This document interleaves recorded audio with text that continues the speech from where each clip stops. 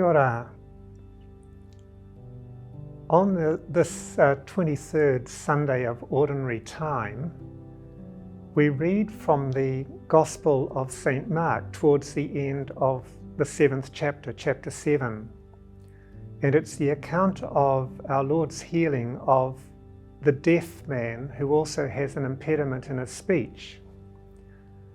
We know that that's quite a common occurrence, that someone who can't hear properly often doesn't speak clearly because they're not hearing words very clearly.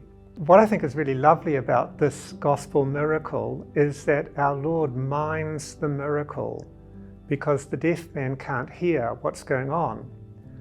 And so our Lord, first of all, he takes him away from the crowd so that he won't be embarrassed or he won't be distracted, and so that he can focus just on our Lord himself. And then Jesus, we're told that he puts his fingers into the man's ears. It's like as if he's saying, I'm going to try to do something now for your hearing. And then he touches the man's tongue, sort of saying, I'm going to try to help improve your speech too, because the man himself would have known that people had difficulty understanding him when he spoke. And then, as the deaf man looked at Jesus, Jesus raises his eyes to heaven. It's like as if he's saying, I'm turning now to God.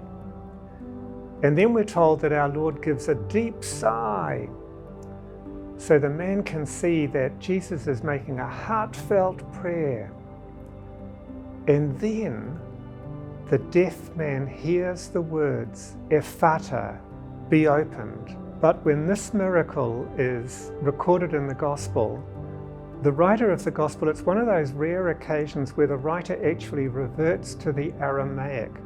As the story had been told of the healing of the deaf man, it must have been so dramatic that that word Ephata, be opened, became so engrossing and engaging that every time the story was told, the speaker, whether they were speaking in Greek or Latin, would revert to the original Aramaic.